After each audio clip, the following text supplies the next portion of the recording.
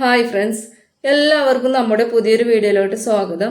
ഇന്നത്തെ നമ്മുടെ റെസിപ്പി എന്ന് പറയുന്നത് റെസ്റ്റോറൻറ്റ് സ്റ്റൈലുള്ള മുട്ടക്കറിയുടെ റെസിപ്പിയാണ് കേട്ടോ. നല്ല ടേസ്റ്റിയാണ്. അപ്പോൾ നമുക്ക് വേഗം റെസിപ്പിയിലോട്ട് പോവാം. അപ്പോൾ മുട്ടക്കറി തയ്യാറാക്കാൻ വേണ്ടിയിട്ട് ഞാൻ മൺചട്ടിയിലേക്ക് വെളിച്ചെണ്ണയാണ് ചേർത്ത് കൊടുക്കുന്നത്. മൺചട്ടി വിറകടുപ്പത്ത് വെച്ചിട്ടാണ് നമ്മൾ ഉണ്ടാക്കുന്നത്. എണ്ണ ചൂടായി വരുന്ന സമയത്ത് നമുക്കിതിലേക്ക് സവാള ചേർത്ത് കൊടുക്കണം. ഞാനിവിടെ 4 സവാള ഇതുപോലെ കട്ട് ചെയ്ത് വെച്ചിട്ടുണ്ട് കേട്ടോ.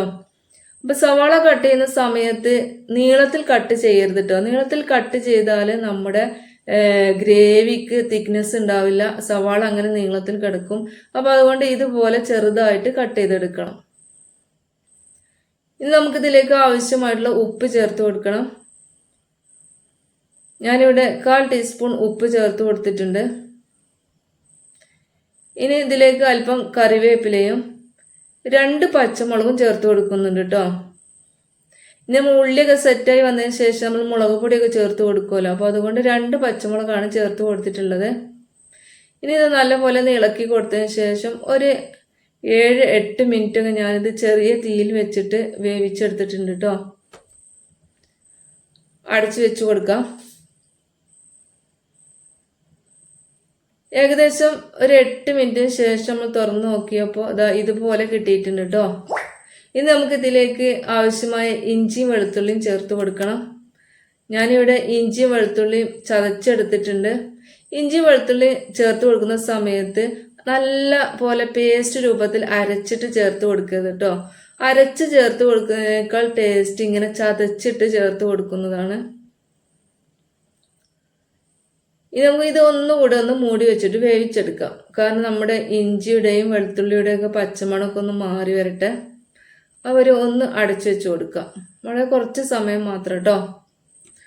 ഇപ്പോൾ നമ്മുടെ ഉള്ളിയും അതുപോലെ തന്നെ ഇഞ്ചിയും വെളുത്തുള്ളിയൊക്കെ നല്ലപോലെ സെറ്റായി വന്നിട്ടുണ്ട്. ഇനി നമുക്ക് ഇതിലേക്ക് തക്കാളി ചേർത്ത് കൊടുക്കണം. ഞാനിവിടെ 2 തക്കാളി ഉള്ളി കട്ട് ചെയ്ത് അതുപോലെ തന്നെ ചെറുതായിട്ട് കട്ട് ചെയ്തിട്ടുണ്ട് കേട്ടോ. ഇതുപോലെ ചെറിയ പീസുകളായിട്ടാണ് കട്ട് ചെയ്തിട്ടുള്ളത്. ഇങ്ങനെ കട്ട് ചെയ്ത് കഴിഞ്ഞാൽ നമുക്ക് വളരെ പെട്ടെന്ന് തന്നെ ഗ്രേവി ഉണ്ടാക്കിയെടുക്കാം കേട്ടോ. ഇനി ഇതൊന്നുകൂടെ ഇളക്കി യോജിപ്പിച്ചതിന് ശേഷം അടച്ചു വെച്ചിട്ട് ഒരു 5 മിനിറ്റ് ഞാൻ വേവിച്ചെടുത്തിട്ടുണ്ട് കേട്ടോ.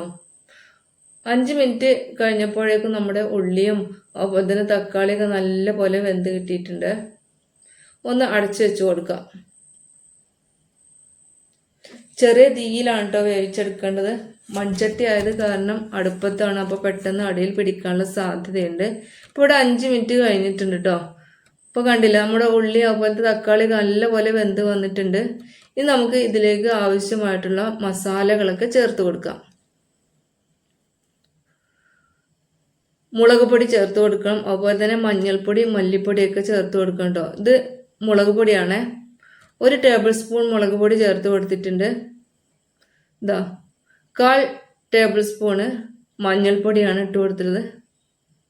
ഇനി നമ്മൾ ചേർത്ത് കൊടുക്കാൻ പോകുന്നത് ഗരം മസാലയാണ്. 1/4 ടേബിൾ സ്പൂൺ ഗരം മസാല കൂടി ഇട്ട് കൊടുത്തിട്ടുണ്ട്. ഇനി 1 ടേബിൾ സ്പൂൺ മല്ലിപ്പൊടിയും കൂടെ ചേർത്ത് കൊടുക്കുന്നുണ്ട്. എന്നിട്ട് ഇതിൻ്റെയൊക്കെ പച്ചമണം മാറുന്നത് വരെ ഒന്ന് ഇളക്കി യോജിപ്പിച്ചിട്ട് ഒന്ന് ചൂടാക്കി എടുക്കാം കേട്ടോ. നമ്മൾ ചേർത്ത് കൊടുത്തുള്ള പൊടികളുടെ പച്ചമണമൊക്കെ ഒന്ന് മാറി വരട്ടെ. എണ്ണയിൽ കടന്നിട്ട് ഒന്ന് കരിയരുത്, ഒന്ന് ചൂടാക്കി എടുക്കാം.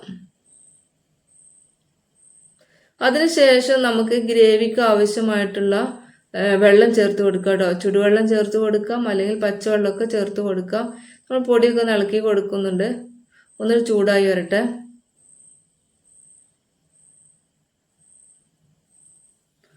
പൊടികൾ പച്ചമുളക് മാറിയ ശേഷം നമ്മൾ വെള്ളം ഒഴിച്ചു കൊടുക്കുകയാണ്. ഞാനിവിടെ നോർമൽ വാട്ടറാണ് കേട്ടോ ചേർത്ത് കൊടുത്തിട്ടുള്ളത്. ചുടുവെള്ളമൊന്നുമല്ല, സാധാ വെള്ളമാണ് ഒഴിച്ചു കൊടുക്കുന്നത്. ഞാനിപ്പോൾ ഇത്ര വെള്ളം ചേർത്ത് കൊടുക്കുന്നുള്ളൂ. കാരണം ഒരുപാട് വെള്ളം ആവശ്യമുള്ള ആൾക്കാർക്ക് കുറച്ചും കൂടെ വെള്ളമൊക്കെ ചേർത്ത് കൊടുക്കുക കേട്ടോ. അപ്പോൾ കുറച്ച് കട്ടിയുള്ള കറി ആയിക്കോട്ടെ വെച്ചിട്ടാണ് കുറച്ച് വെള്ളം ചേർത്ത് കൊടുത്തിട്ടുള്ളത്.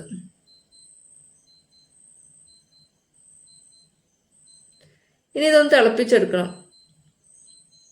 ഇപ്പോൾ നമ്മുടെ ഗ്രേവി ഇവിടെ നല്ലപോലെ തിളച്ച് വന്നിട്ടുണ്ട്. ഇനി നമുക്കിതിലേക്ക് നേരത്തെ തന്നെ നമ്മൾ 4 കോഴിമുട്ട പുഴുങ്ങി വെച്ചിട്ടുണ്ട്, അത് നമുക്ക് ഇതിലേക്ക് ഇട്ട് കൊടുക്കാം. കോഴിമുട്ട പുഴുങ്ങിയതിന് ശേഷം ഞാനത് വരയിട്ട് കൊടുത്തിട്ടുണ്ട് കേട്ടോ. വരയിട്ട് കൊടുക്കുന്നത് നല്ലതാണ്. അപ്പോൾ നമ്മുടെ ഈ ഗ്രേവിയിലൊക്കെ കിടന്ന് തിളച്ച് വരുന്ന സമയത്ത് അതിൻ്റെ ഉള്ളിലേക്കൊക്കെ മസാലകളൊക്കെ ഇറങ്ങി ചെന്ന് മുട്ടക്കൊക്കെ ഒരു ടേസ്റ്റ് ഒക്കെ ഉണ്ടാവും കേട്ടോ.